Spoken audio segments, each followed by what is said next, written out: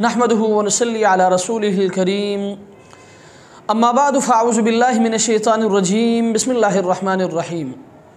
लाहौर से मुहतरम इब्राहीम साहब ने सवाल किया है। उनका सवाल ये है कि सोने का सुन्नत तरीक़ा क्या है।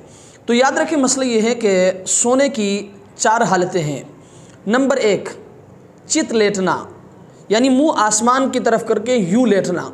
याद रखें, ये तरीक़ा अंबिया अलैहिमुस्सलातु वस्सलाम का तरीक़ा है।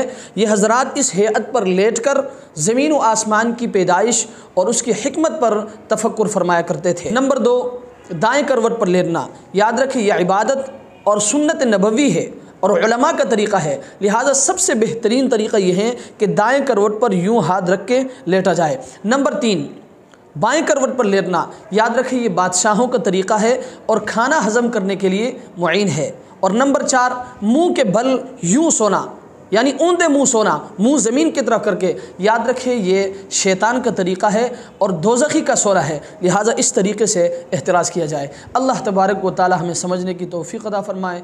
व आखिर दावाना अनिल हम्दुलिल्लाह।